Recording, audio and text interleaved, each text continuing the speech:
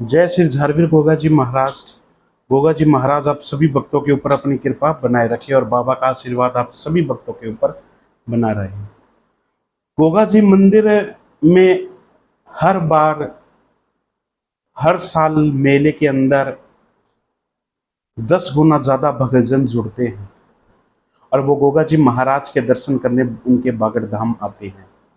पर अब की बार कुछ भक्तों के इतने ज्यादा मैसेज आए और वो मैसेज थे कि हम यहाँ से बोल रहे हैं, हम यूपी से हैं, हम मध्य प्रदेश से हैं, हम गुजरात से हैं, हमने बाबा की वीडियो देखी है, बाबा ने हमसे जुड़े हैं।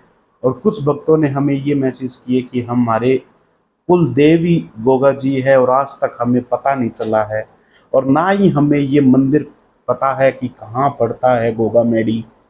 तो कृपया आप हमें बताइए कि गोगा मेडी कैसे आए और कैसे बाबा तक हम पहुंचे और हम उनकी पूजा कर सके।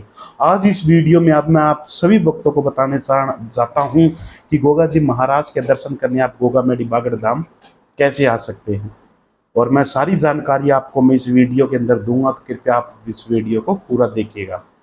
चलिए वीडियो शुरू करते हैं। वीडियो लास्ट तक देखिएगा तभी आप सभी भक्तों को पूरा पता लगेगा।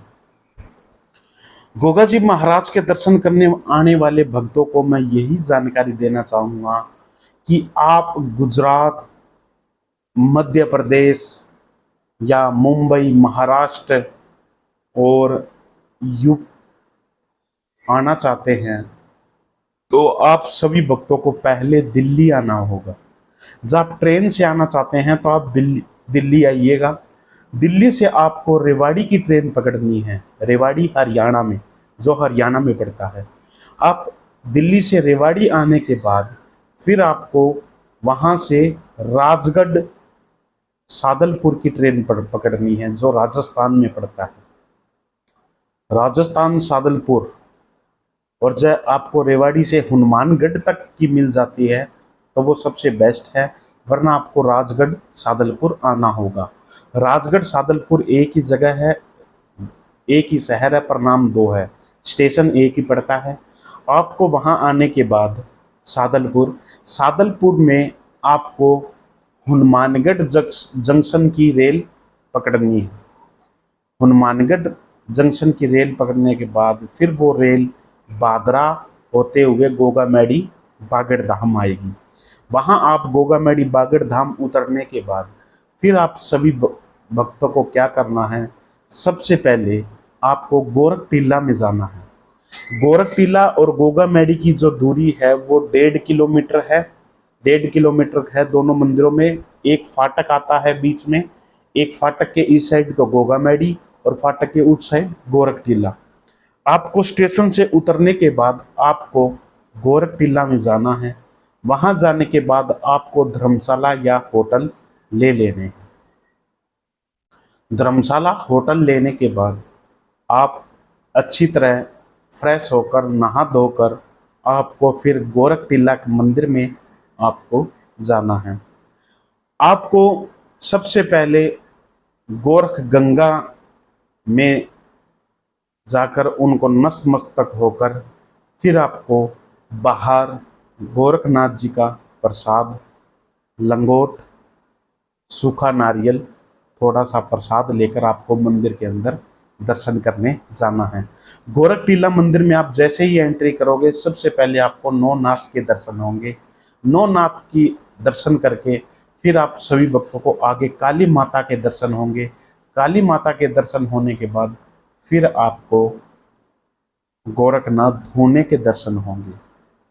धूने के दर्शन करने के बाद जैसे ही आप मंदिर से बाहर निकलोगे तो बाहर निकलने के बाद जो गोरख गंगा है, जो तालाब है, तालाब के पास एक गुफा बनाई हुई है जहां गुरु गोरखनाथ जी का प्राचीन धूना है। उस धूने के जाकर आप दर्शन कर लीजिए, जो भी आपकी मनोकामना है वो आप मांग लीजिए। दर्शन करने के बाद फिर आप जैसे ही मंदिर से निकलोगे फिर आपको बाहर ई रिक्शा और आपको साधन मिलेगा। इस साधन में बैठकर आपको फिर गोगा मेडी जाना है।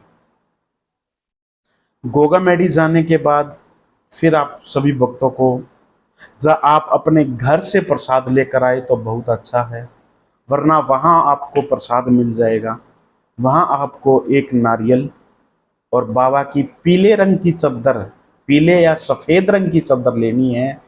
हरे रंग की चद्दर नहीं चलेगी, ना ही नीले रंग की चद्दर चलेगी, वो आपका भाव है। पर मेरे भाव से गोगा जी को सच्ची पूजा करनी है तो आपको अपने घर से पीली चद्दर या सफ़ेद चद्दर अपने घर से लेकर आइए। और जब आप चद्दर नहीं लेकर आते हैं तो वहाँ गोगा मैडी में पीले या सफ़ेद रंग की चद्दर गोगा जी के लिए लाइए, क्योंकि उनको सर्वप्रिय चद्दर वही है। पीली चद्दर या सफ़ेद चद्दर ले लीजिए, एक सूखा नारियल ले लीजिए और एक नरसिंह पांडे जी के कुंड के लिए एक लाल साफा ले लीजिए, वहाँ मिल जाएगा। वरना आप घर से चले तो एक नरसिंह कुंड के लिए, नरसिंह पांडे जी के लिए एक साफा जरूर लेकर आए। फिर आप मंदिर के अंदर जैसे ही गोगा मैडी में आप एंट्री करेंगे, आपको सीधा गोगा मैडी मंदिर में गोगा जी समाधि पर जाना है।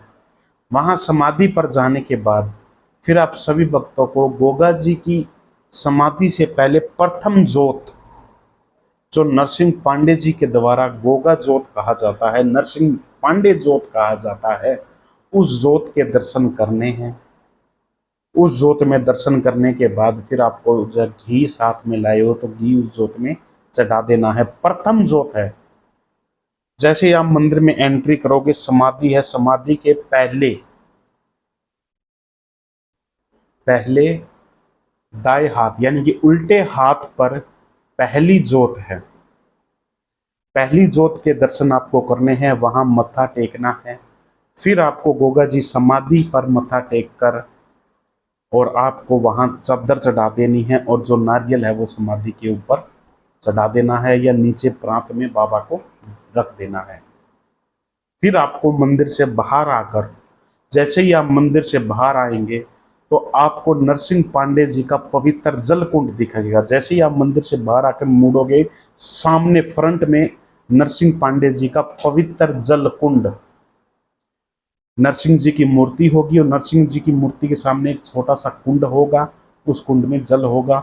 वहां जाकर आपको नरसिंह पांडे जी को लाल, भगमे और सफ़ेद रंग का साफा आप चढ़ा सकते हैं। तीनों रंगों में कोई भी साफा आप नरसिंह पांडे जी की मूर्ति को चढ़ा सकते हैं। चढ़ाने के बाद वहाँ मत्था टेकने के बाद वहाँ थापा और कुंची लगवा दीजिए, जिससे आपकी जो भी मनोकामना है, जो भी आपकी यात्रा है, वहाँ नरसिंह पांडे जी के कुंड पर यात्रा पूर्ण का थापा लगता है।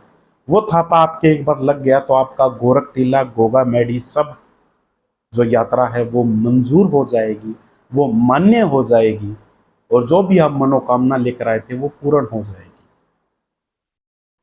नरसिंह कुंड के ऊपर थापा लगाने के बाद, वहाँ आप दर्शन करने के बाद, प्रसाद चढ़ाने के बाद फिर आप बाहर आकर गोगा जी महाराज के मंदिर की ओर देख कर और बाबा को करना कि हे बाबा, मैं आपके दर्शन करने के लिए आपके धाम आई हूँ, जो भी आपकी मनोकामना है वो बाबा पूर्ण करना और बाबा मुझे जल्द से जल्द वापस बुलाना।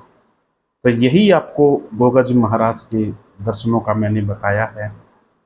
और जो भगत ट्रेन से आ रहा है तो मैंने बता दिया है, वाया बस से आना चाहता है तो वो दिल्ली से हिसार आकर, हिसार से नौर की बस है वो ले सकता है, रास्ते में गोगा मैडी आएगा। वरना हिसार से भादरा आकर